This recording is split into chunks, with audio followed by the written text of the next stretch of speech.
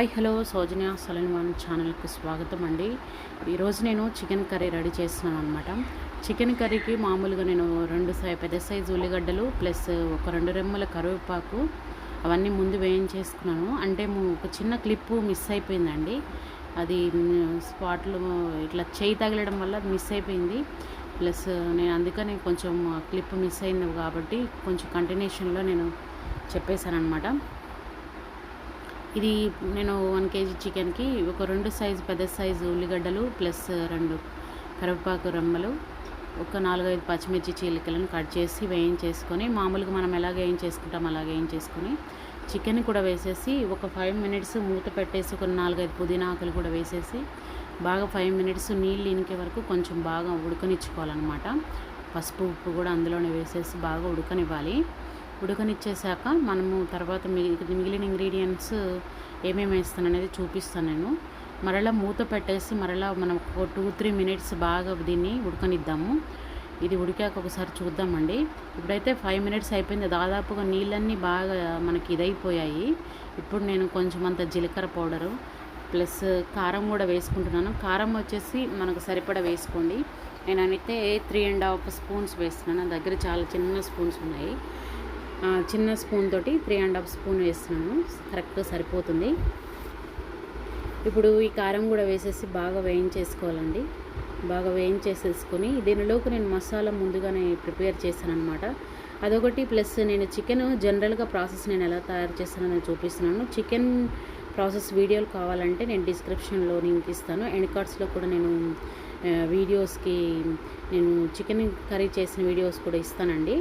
చాలా బాగుంటుందండి ఇలా చేసుకుని మన కర్రీ అయితే చాలా టేస్టీగా ఉంటుంది. అదేవిధంగా నేను చికెన్ వీడియోస్ కూడా నా దగ్గర చాలా 2-3 వీడియోస్ అయితే పెట్టాను. వాటిని కూడా చూడండి ఫ్రెండ్స్, నేను ఎండ్ కార్డ్స్లో ఇస్తాను.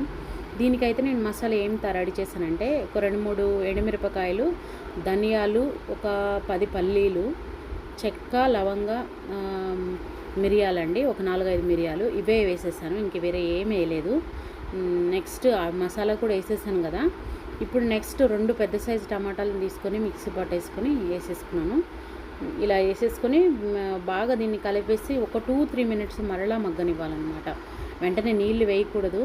నీళ్ళు వేస్తే మనకి అంత టేస్ట్ ఉండదు. కాకపోతే ఆ మసాలా అంతా ముక్కకు పట్టుకున్నాక ఆ తర్వాత ఒక 2-3 మినిట్స్ కావాలంటే మీరు మూత పెట్టేసేసుకొని మగ్గనివ్వండి.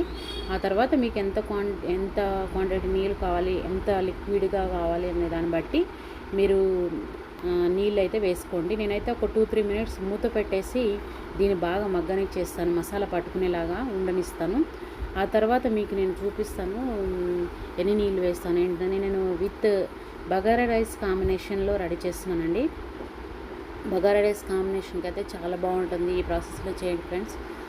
ఇప్పుడైతే మరలా ఒకసారి మూత తీసి చెక్ చేద్దాము. ఒక 5 మినిట్స్ దగ్గర ఒక 2-3 మినిట్స్ అయితే అయిపోయింది. చూడండి, నూనెనంతా పైకి తేలుతూ బాగా మనకి ఇదైపోయింది కదా. ఇప్పుడు మనకి కావాల్సిన నీళ్ళు వేసేసుకోండి. నేనైతే జార్లో మనకి టమాటా పట్టాను కదండి, ఆ పట్టిన దాంట్లో నీళ్ళు ఉన్నాయన్నమాట. దానికి కొన్ని నీళ్ళు వేసేసాను.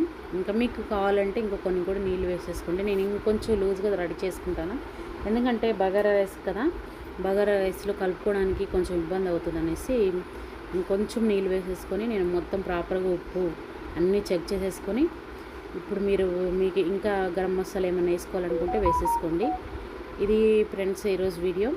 చూడండి, మొత్తం నీళ్ళు వేసేసుకున్నాను. నేను మొత్తం నీళ్ళు వేసేసుకొని బాగా మనకి ఇదిగానే ఇచ్చేసాను అనమాట.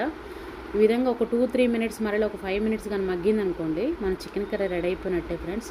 ముక్కు కూడా ఆల్రెడీ మనము ఉప్పు పసుపు వేసుకున్నప్పుడే బాగా మగ్గనిచ్చాం కదా. అంతే ఫ్రెండ్స్ ఈరోజు వీడియో అయితే. సింపుల్గా రెడీ అయిపోయింది ఫ్రెండ్స్. మన చికెన్ కర్రీ చాలా టేస్టీగా ఉంటుంది friends.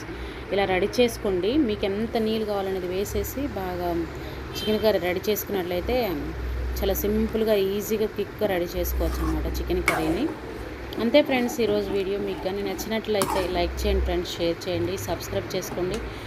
Thank you for watching అండి. ఎవరైనా కొత్తగా నా ఛానల్కి వచ్చినట్లయితే నా ఛానల్ని సబ్స్క్రైబ్ చేసుకొని చూడండి friends. Thank you for watching అండి.